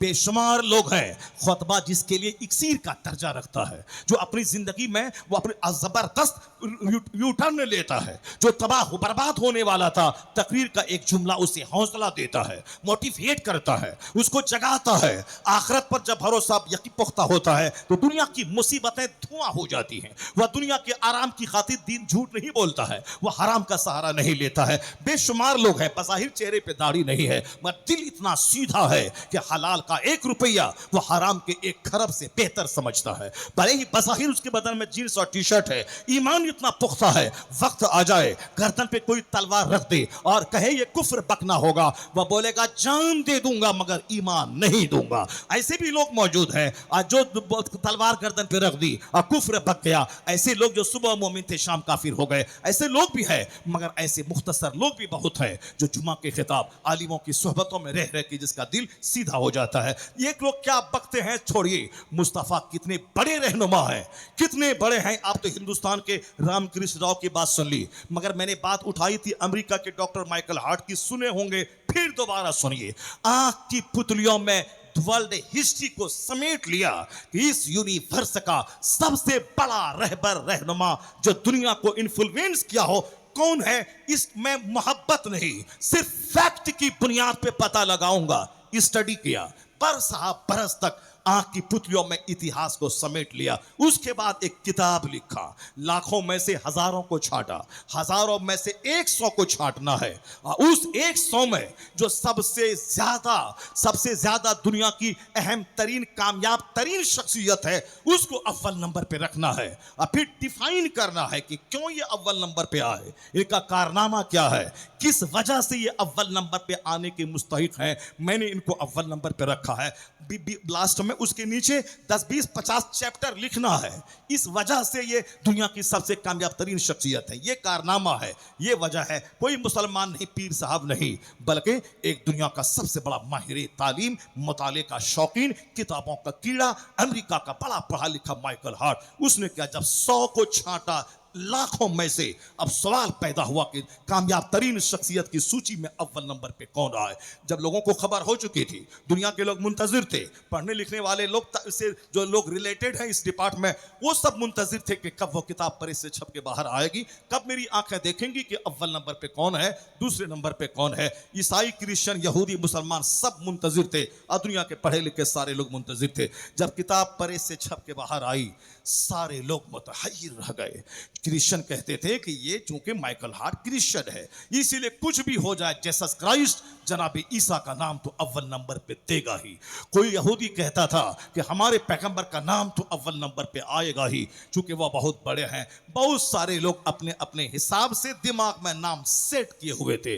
लेकिन चौंका देने वाली दरियाफ्त जब सामने आई, प्रेस से बाहर निकलकर द 100 नामी किताब, दुनिया दंग रह गई कि माहिर तालीम, दुनिया का एक बहुत बड़ा अब जबरदस्त एडवोकेट, इसकी किताब का कीड़ा, वो जब द 100 नामी किताब लिखा है तो पहला चैप्टर जो उन्होंने लिखा है कि इस कायनात का, इस दुनिया की तारीख का सबसे सफलतम पुरुष, कामयाब तरीन इंसान, जो मजहब और सियासत बोथ लेवल पे, रिलीजियस एंड सेकुलर, दोनों लेवल पे जो कामयाब तरीन शख्सियत है, वो कामयाब तरीन शख्सियत अव्वल नंबर पे कोई है।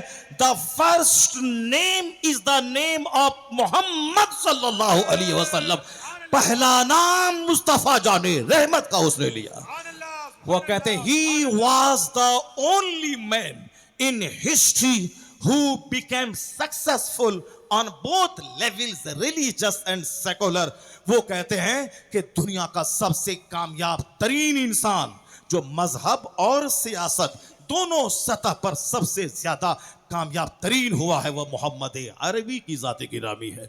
व्हाई, व्हाट, जब एतराज हुआ व्हाई, क्यों, उन्होंने जवाब दिया डिटेल्स में कि इनके फॉलोवर की तादाद, इनकी तालीमात का जो असर पूरी दुनिया में है, जो इन्होंने जमहूरी निजाम आवाम की राय से हुकूमत चलाने का सिस्टम जो दिया, पूरी दुनिया में एक नमाज, एक रोजा, एक हज, एक ज़कात का जो सिस्टम दिया है, और किसी भी अहद में इनके फॉलोवर की तादाद कम नहीं रही। दुनिया के 200 से ज्यादा ममालिक में इनके फॉलोवर हैं। एक लिबास, एक रंग, एक नमाज, एक हज, जो तालीमात उनकी है, उसको देखकर ऐसा लगता है कि एक मास को, दुनिया के अरबों लोगों को, जिनकी बात पर विश्वास है और जिनकी बात पर अमल है, जिनके सर्वमान्य लीडर हैं, ये क्वालिटी सिवाय मोहम्मद अरबी के किसी में मौजूद नहीं है।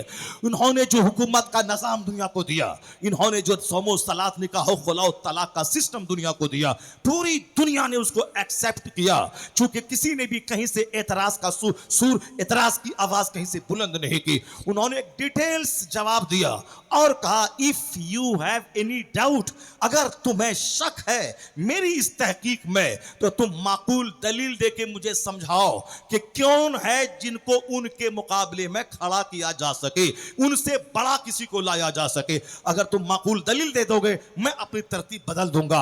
आज 40 साल गुजर गए, कोई दुनिया का दानिश्वर माकूल दलील दे नहीं सका। देगा कैसे? वरफाना लका जिक्र का ताज, जिस मुस्तफा के सर पे अल्लाह ने पहना दिया है। दुनिया चाहे जो करवट ले, मगर हर दौर में हमेशा मुस्तफा सबसे बड़े नजर आएंगे। बाद अज खुदा बुजुर्ग तू ही, किस्सा मुख्तसर। मुस्तफा बड़े, मुस्तफा की बात बड़ी, मुस्तफा का मैसेज बड़ा, मुस्तफा का पैगाम बड़ा, मुस्तफा की रहनुमाई बड़ी, मुस्तफा का रास्ता बड़ा।